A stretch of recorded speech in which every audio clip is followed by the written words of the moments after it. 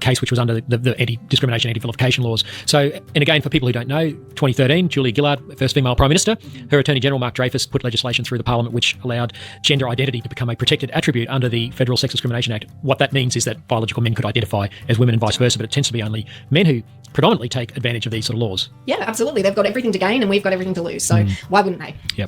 So what were the biggest arguments that they put forward against you in all those days that you sat in court? What did you hear there said against you in the courtroom? Basically that I'm mean and unkind. That's what I boil it down to. They would obviously, and you're welcome to ask them, would say something different, but basically that it's mean and unkind. And, on the stand, it went round and round and round. Why am I being so unkind and not referring to these men as she, her, and miss? And again, I said, well, I've sworn to tell the truth and nothing but the truth. But also I think there's nothing more unkind than lying to someone or about someone. And to say that a man is a woman is a lie. It's based on a deception. It's based on something that can never happen.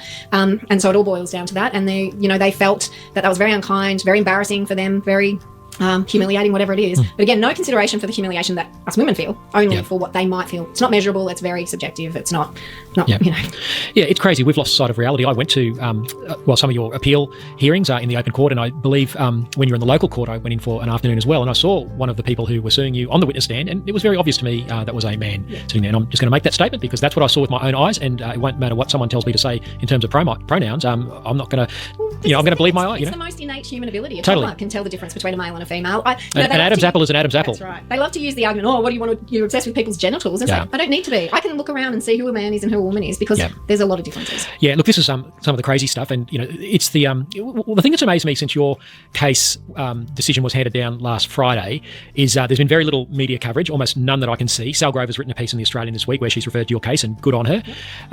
The only other media that's covered is the gay media out in Perth and the Queer News. They're all my fanboys. They're all your fan people, whatever. But their headlines are anti-trans activist Kirralie Smith.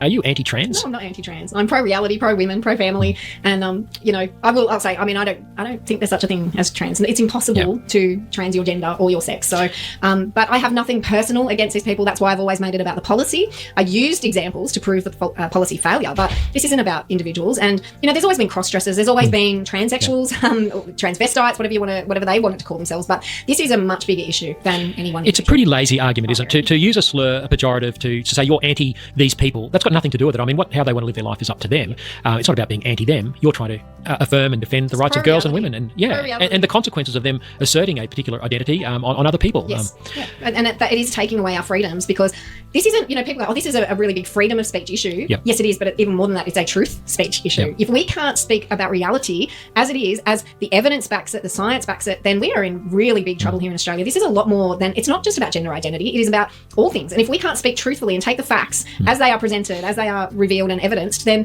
there's going to be a lot of problems. Well, it's quite serious, isn't it? I mean, women have been injured in Australian soccer competitions by men playing in women's soccer. That's happened in the last couple of years.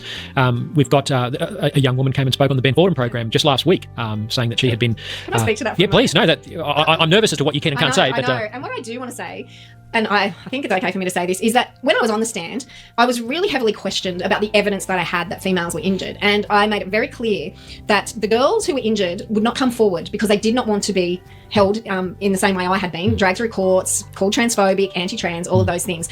There's a video that circulates on social media that is evidence of one of these things. It happened after our court proceedings had begun, so you can't introduce new evidence. However, the judge then took all of that and in her summary wrote that basically I did not provide any evidence that women had been injured in this sport. And so obviously the ABC, this is Justice Riggs? No. This is the local court decision. Yeah. Okay, yep. And had said, so, it's really weaponised against me now that I lied in court, that I had no evidence that girls had been injured. There is plenty of evidence, but it wasn't, my anecdotal evidence was not accepted in court. Not the whole reason is these women can't come forward for fear of how they will be penalised if they do. And this is the problem because I believe the whole point of these court cases is for the chilling effect. Yep. It's not about Kirralie Smith. It's not about Lyle Shelton. It's not about Sal Grover. It's about giving this ideology free rein to operate however it likes, and that anybody who dares step outside the lines and wants to, speak the truth is going to be punished and penalised. Yep. And it's being effective at the moment, unfortunately. And that's why I have to keep speaking out. Absolutely.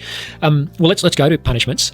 So on Friday, the judgment came down from Justice Belinda Riggs, and she has ruled that you have to publish an admission, essentially, that these men were women. Yeah, and then I'm guilty of vilifying them. And that you have to say this publicly. You have to publish this on the binary social media platforms and website. And my personal ones. And for 3 months. Yeah. So you have to publish a lie about the biological reality of these men. Yeah, and the judge basically said it doesn't matter what I believe about it. The fact is I have been found guilty and I need to post that everywhere. And let's just say some people have likened that to a skull.